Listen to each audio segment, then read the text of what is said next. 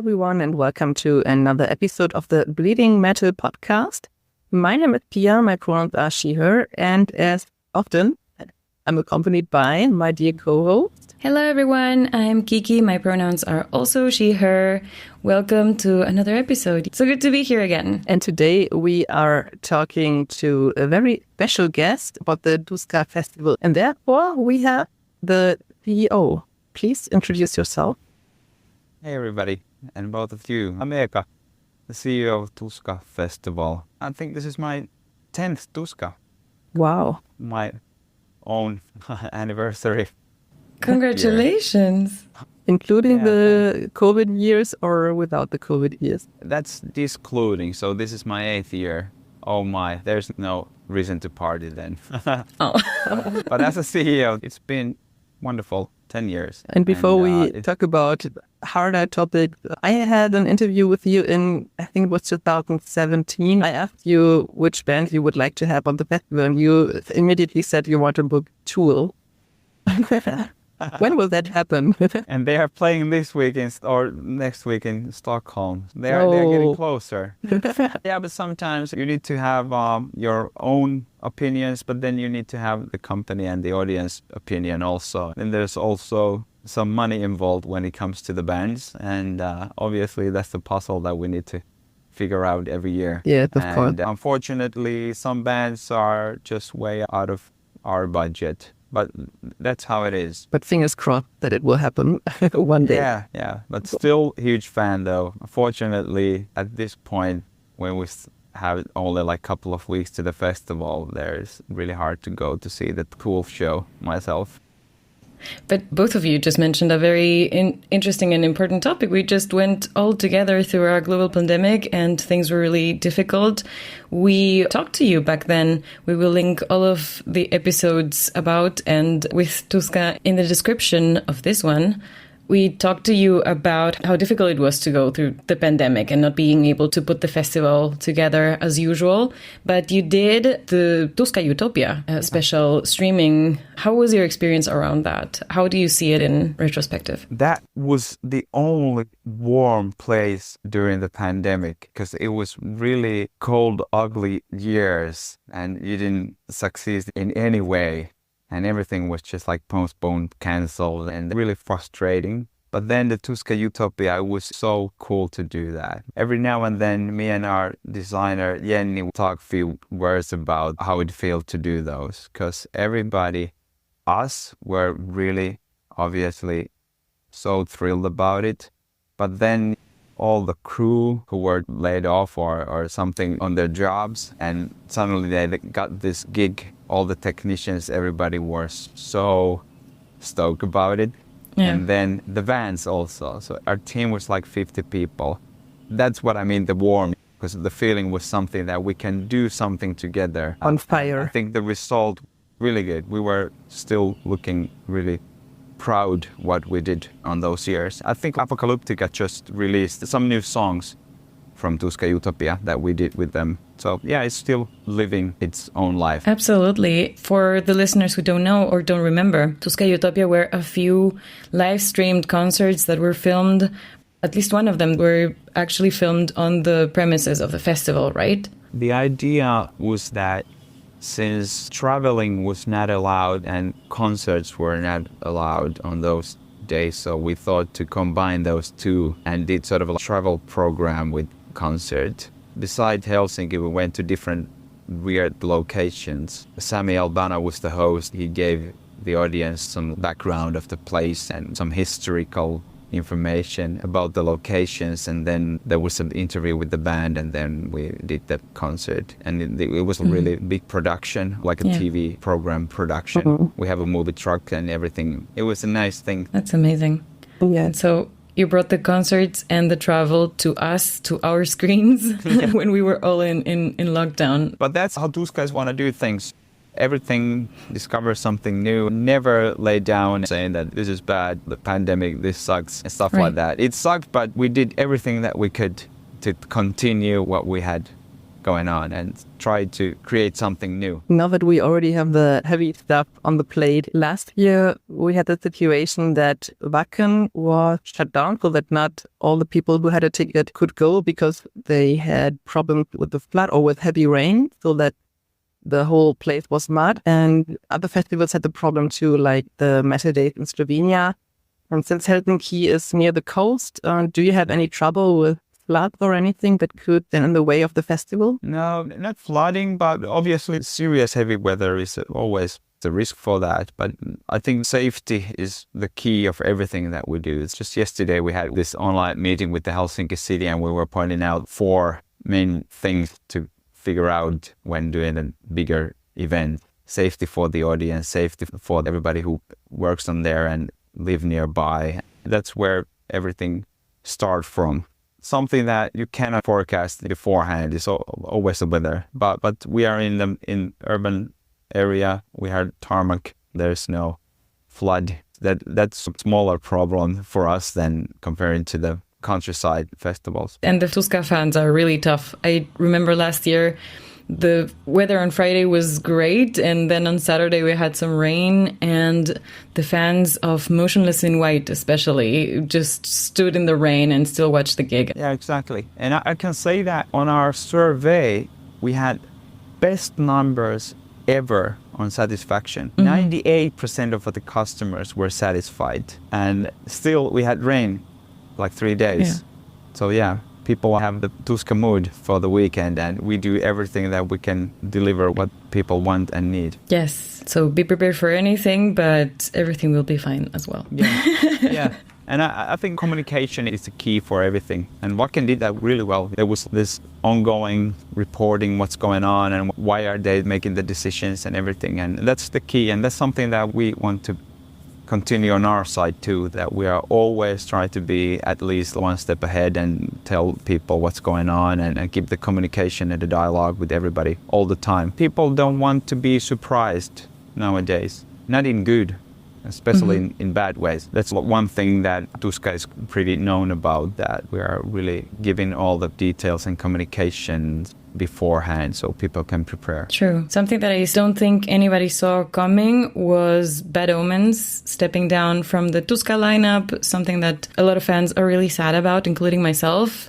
But mental health is a big topic in our podcast, and we always respect the artist's decision to take care of themselves first and prioritize their health. And we actually encourage artists to take breaks and avoid burnout. It was sad, but important. How was the process inside the festival organization to deal with such a cancellation last minute? Yeah, last minute and really fast one. I think it was during 24 hours that everything happened. The first notice for us, then the band released it really soon. So we needed to react really fast on that one too. And that came out of blue sky, obviously, for us. There was no preparation, and it was a sad news, but as you said, it's better to do that. After that, immediately start out checking out what's available and what can we do, and check all the possibilities. But if you're thinking about band from States touring and making decisions 1 month ahead of festival, that's not gonna happen. But in this timetable, it's limited bands. We are really glad on Lost Society to fill in, because thinking about the audience, Parkway Drive is playing on the same day, so there's a match musically. It's not replacement for Bad Omens, it's a new band that comes in and just fill the already good lineup, and that fits for the Sunday. Absolutely. To my personal music taste, it's a really strong lineup. We were just wondering as well, how's the process of building the lineup in advance? You work obviously a year in advance. After the current year's festival is done, the first bands are already announced for the next year. What's the process of booking your lineup? On our side, Jouni could tell more about it, who's the promoter, and doing the decisions on the bands and picking them. But you would be surprised if you would see our running order for 25. Oh, wow. You would be surprised. It's almost half booked already. The bands are making their tour plans really ahead. That's the reason why we always ask from our audience on different kind of surveys during the year, what are the bands that you want to see next year? Obviously, it continuously going the whole year round, but still the main cornerstones are there for next year. It looks pretty damn good. Can you tell us a bit more about the process? Are you mostly talking to the labels or booking agencies? And how about independent bands? What if a band that doesn't have a label or anything wants to play at Tuska? Can they get in touch with you? As mentioned, I cannot answer on half of Jouni about his strategy and way he does it, but Jouni is in the business, so obviously he knows all the agents and the communication is going all year round. And we do concerts also, just live concerts, so it's just like an endless communication that these bands are going on tour, headliner tours, and these are doing festivals, and then we can map some of the tours for 2026. We can already have some bands in for the concerts, and then thinking about, oh, they're not going to do the concert tour, they're going to do the festival instead. So then we can decide what to do all around the year. And on the smaller bands, we always book interesting bands. Obviously, if there's good music, you only always pick some new names and try to build them up. For example, Lost Society from Jyväskylä, they were like 16-year-olds when they played first time in Tuska. And you already booked them to the main stage then. Right. Yeah, that was something encouraging all the others. That's how it should be. And for newcomer bands, you also have the Tuska Kult program. Yeah, and I love it because they have really good community. Tuska Kult program is to be a volunteer in a festival. And then from the volunteers, we pick 7 to 10 bands that can play on the Tuska Kult stage. They give to the community and we give back. And I think that's super. And some of the bands been doing their sort of like their own tours together with the other cult bands, which is great. Yeah, that's cool. Obviously, there are always a lot of Finnish bands also playing at the festival. What is the meaning of the festival or the whole for the Finnish metal scene? What would you say? Tuska started since 98. There's a huge impact for how Finland's been discovered as one of the main metal countries in the world. I think Tuska is the oldest metal festival in Europe. There's a huge impact for the Finnish brand. On the same way that if bands goes abroad, Finnish bands, you need to have somebody to clear the lane. The same thing happens in festivals. There'll always be international guests, international bands. Usually like half of the bands are coming from abroad. We invite and gather a lot of music industry people for Tuska.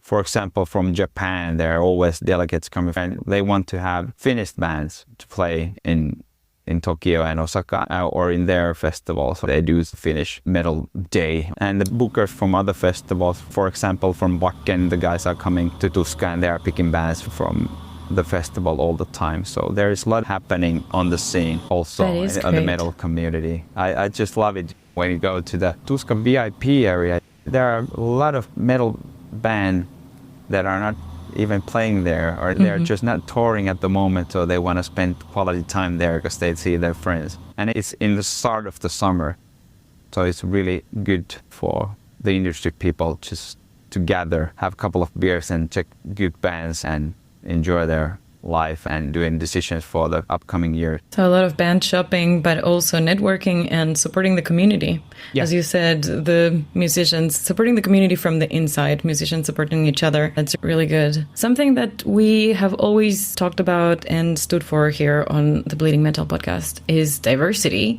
and booking more women. Is that something that you also would take into account? Or, as you said, you're not the booker, you're not the promoter for the festival, but is that something that is important for the Tuska team in general, to have more women, more people of color, more diversity in general on the stage and also behind the stage in the team? Yeah, it is really important, but still when it comes to the bands, it's the music. That's the main thing, but we are so glad that there is the Infected Grains type of bands. It's not about who's playing in the band, it's just a great, interesting band.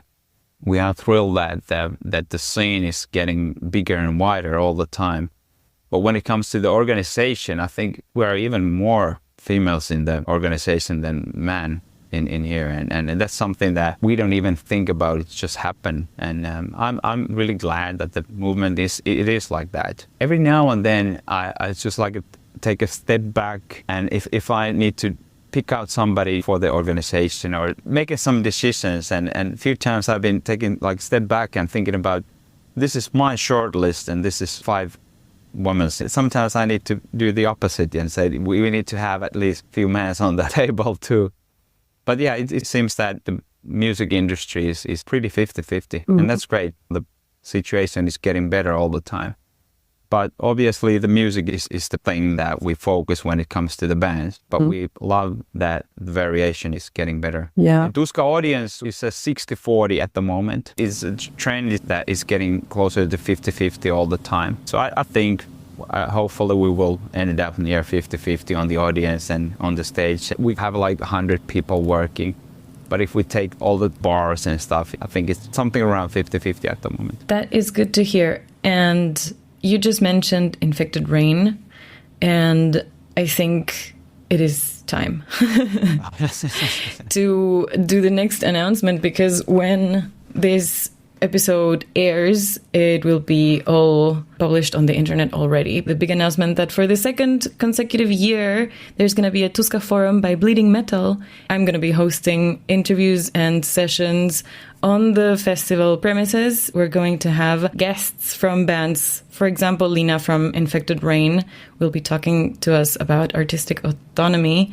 And we will also have Ghost Kid talking to us about art and entertainment, and Vola talking about touring. We have more sessions to be announced soon, but one that I am really excited about is the gaming and music session with Remedy Games and Poets of the Fall. There's a super interesting connection with the band and where they're at now and how they did the whole path when it comes to the gaming industry. I think that was one of the key elements of their success. Yeah, really nice one. And on Tuska audience, there is a lot of interest towards gaming. If we are looking at from the survey how people spent their time, comparing to the average Finnish people is like plus 30% of more gaming and consoles. And yeah, that's something that is really interesting. There are people that have been making music for metal bands, but also for the game. So there's this fantasy world that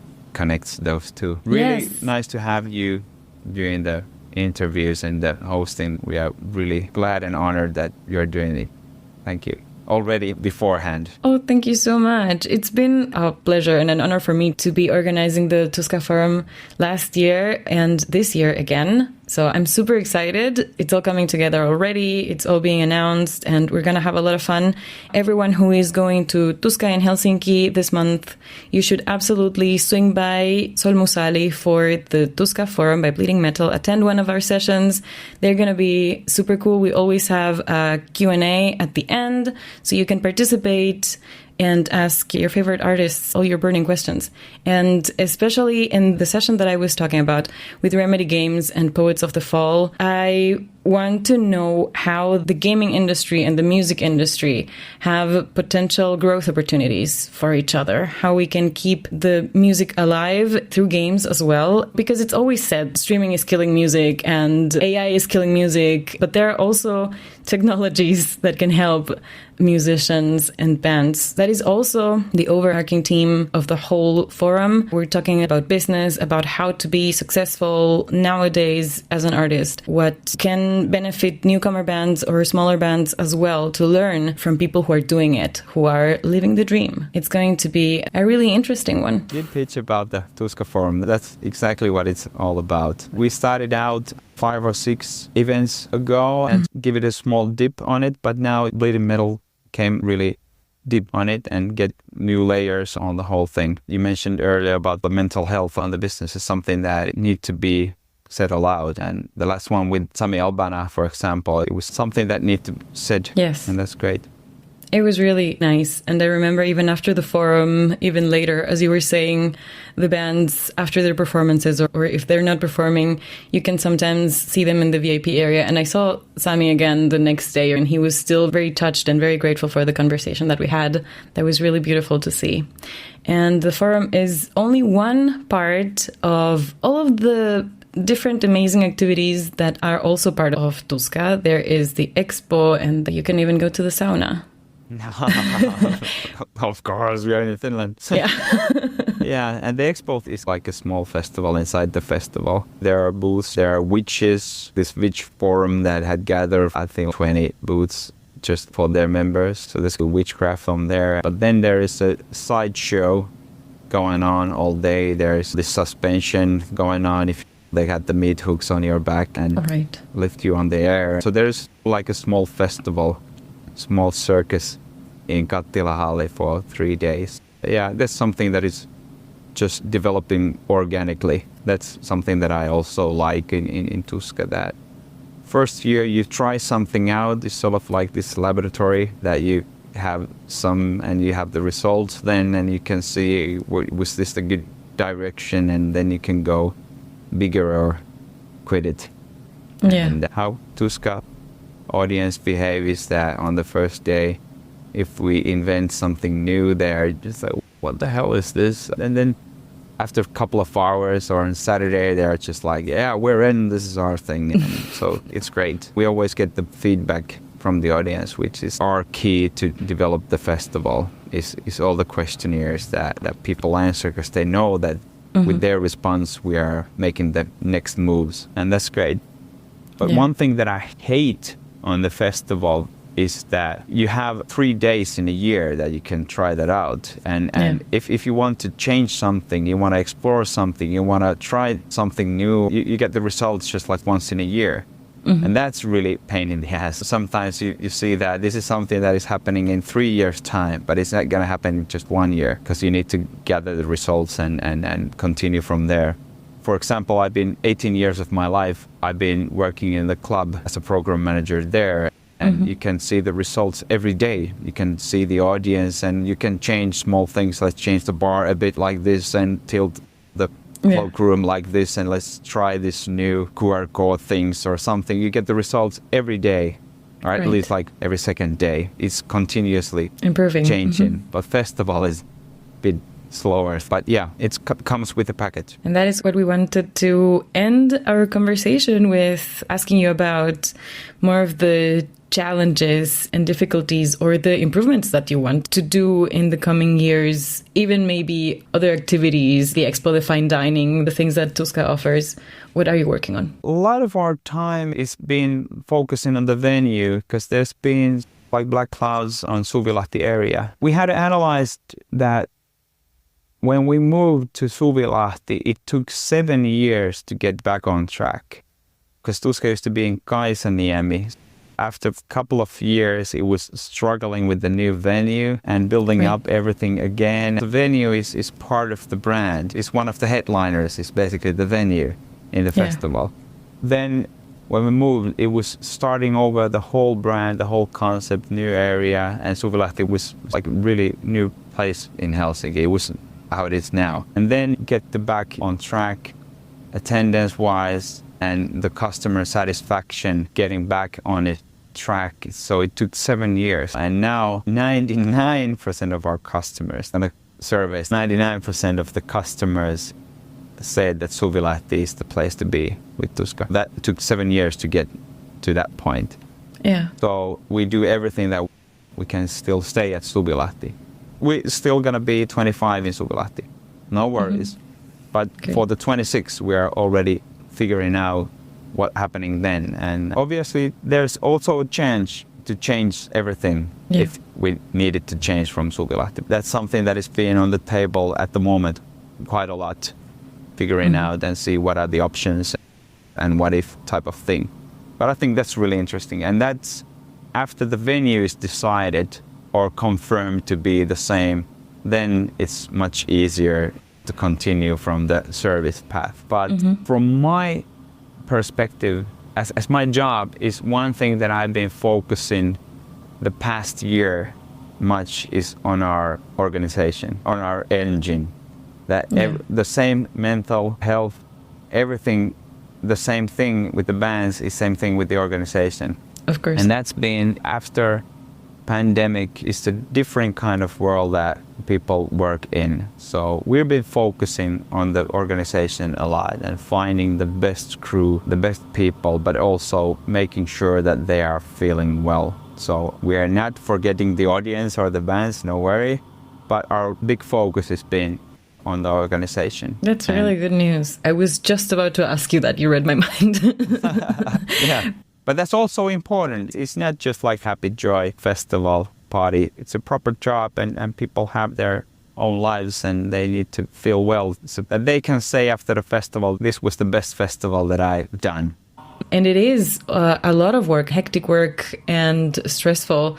But every time we talk, you always have this very chill and calm appearance. So it's one of the things that makes it so nice to talk to you and to work with you. And yeah, I'm also very grateful for being able to put on the Tuska Forum by Bleeding Metal again. Come on, people. Let's go to Tuska. We'll see you in Helsinki. Thank you so much, Eeka, for all your wisdom. Thank you. Thank you for your nice words. Everybody more than welcome to Tuska Festival and check out the forum. Hope to see you all there. Yes. And since our audience is not only in Finland, if you can't make it this year, go 2025 to Tuska in Helsinki. Apparently, it's going to be a great lineup. It will be one of the best years ever. Awesome. Yes, and if you can make it to the festival, we will also have the forum discussion here on the podcast for you. Great. Afterwards, that's true. So, Pia, where can people find you on the internet if they want to follow you? Power_Pia on Instagram. And you can find the pod at Bleeding Metal Pod. Yes, at Bleeding Metal Pod on Instagram and on the links that we will post down in the description. Don't forget to subscribe and or follow wherever you're listening now so that you don't miss any of the episodes that are coming up. All of the Tuska Forum sessions will be on our feed. And if you want to know more about Tuska, that is tuska.fi. Thank you. And thanks everyone for listening. Bye-bye. Bye-bye.